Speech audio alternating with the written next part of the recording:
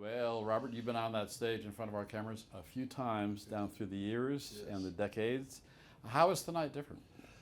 Well, I felt like it was a closure on some like certain like shows that I've done. You know, like you play some of these shows where you've just put out a new record or something. You're playing all those, and this one was more or less just a group of songs that I just really wanted to.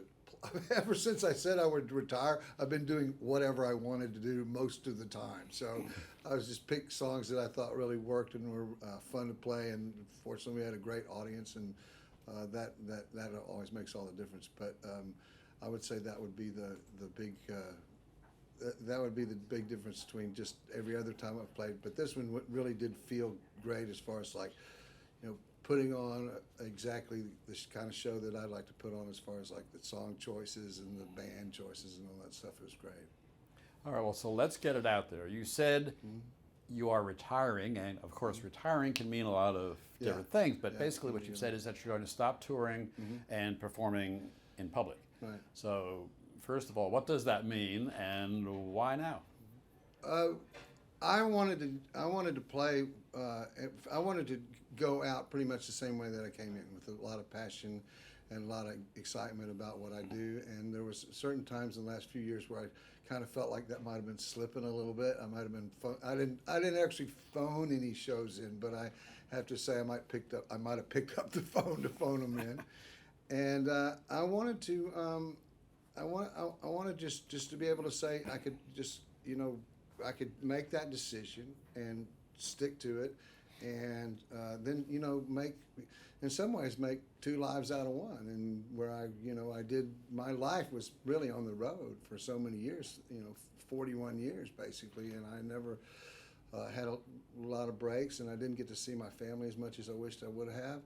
And this way I can have a lot more time to spend on things that I want to do, which are some of this is like these cameras. I've got a lot of video equipment that I'm going to do a lot of video stuff and streaming, and continue to write songs. I want to create some kind of music collective where I can help younger songwriters kind of navigate their way through the music business. And that you start out so green and you don't know you don't know a publishing deal from a record deal almost. And I want to be able to help people through some of that, because I think there are a lot of things that you can do to make your career get on track and do a better job with it. So that's the other thing. And I want to just basically, when I say I'm retiring from the road or I'm retiring from touring, basically I'm just not going to play for pay anymore. I'm just going to I might show up and play a few songs on somebody's stage, or maybe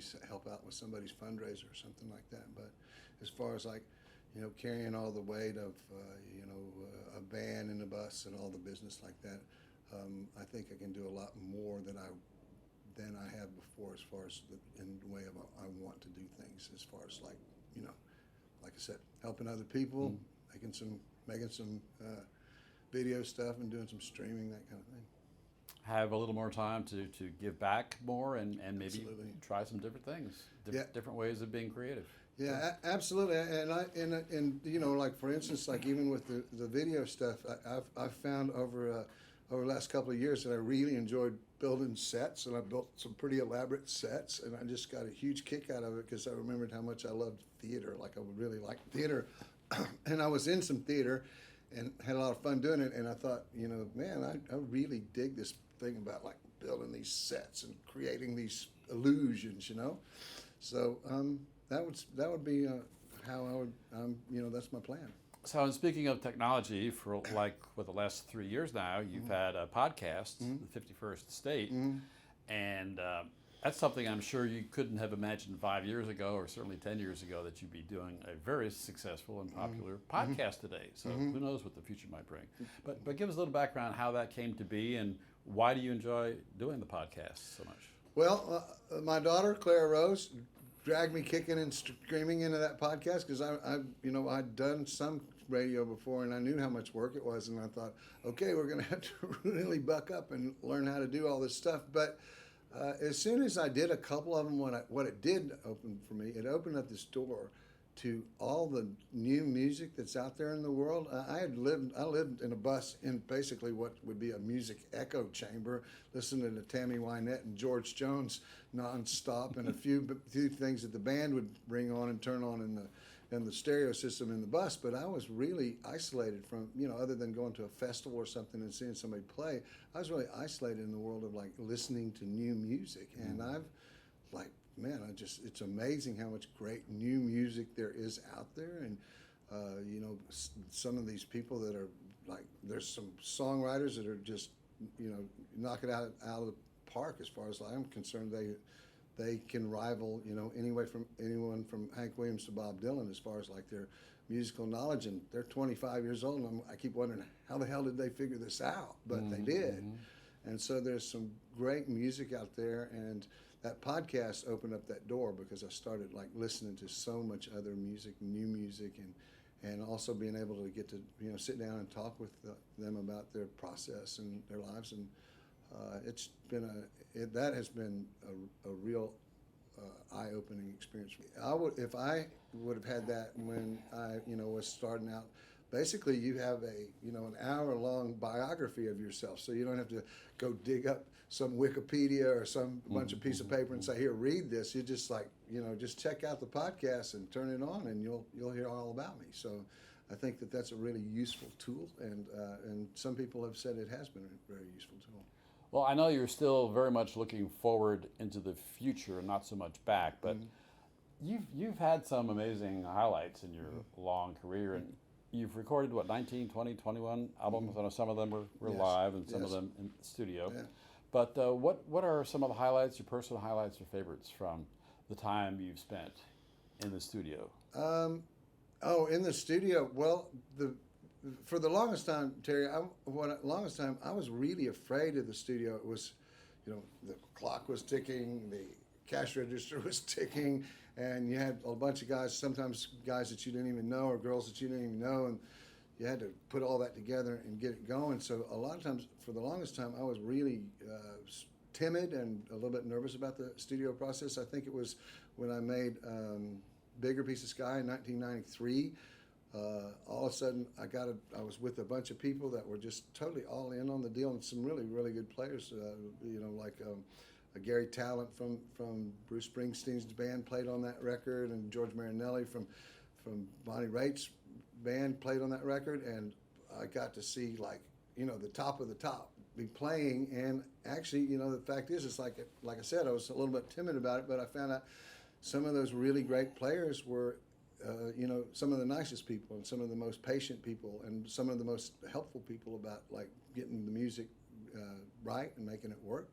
And we played in this little funky ass house right there on 16th Avenue and made this what I thought was a really, really great record. And that really made me think, well, this is easier than I thought it was. And it's a lot more fun.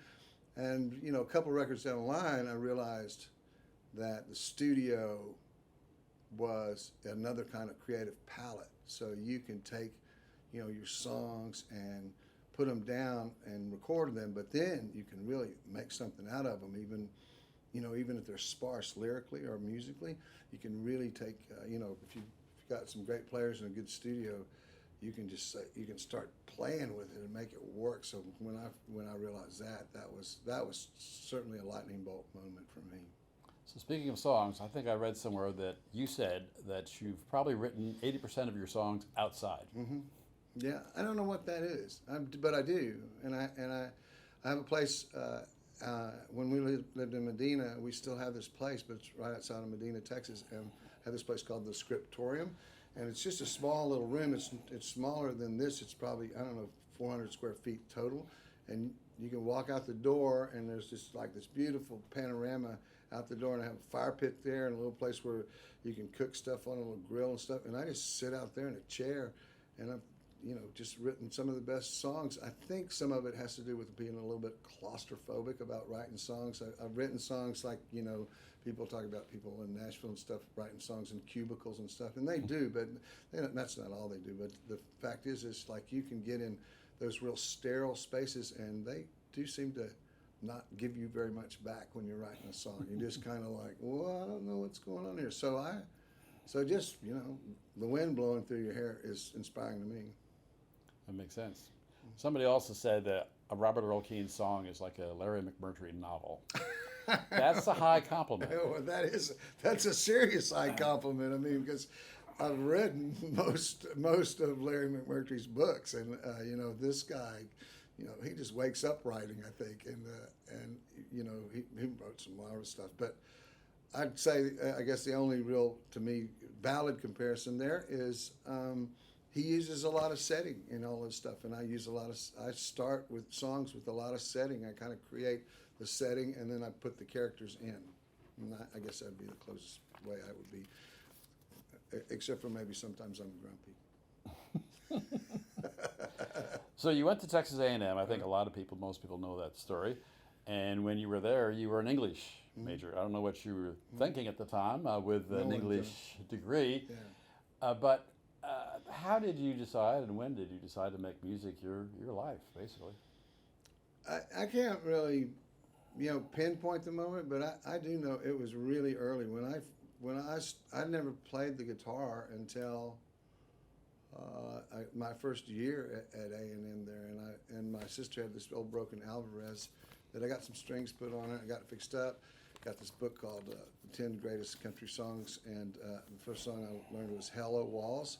And I think when I learned that song and I realized that you could play these chords and you could say these words and you could put all that together in one little package, that my proclivity to write or to make up poems or make up any kind of story at all, fit right in with that particular Venn diagram. So I could just, strum a chord and start making up a song, and it was that was like, and from then on, it was my own secret ambition. I didn't go out and tell anybody or anything. I didn't tell the world, and now I'm a songwriter, but boy, I just kept playing and playing with other people all the way through school. So that was like my first year at school, so 6 years later or something, I'm still playing. But as soon as I graduated, man, I was in my car and I moved to Austin and got a job here because I thought this is, where the music was.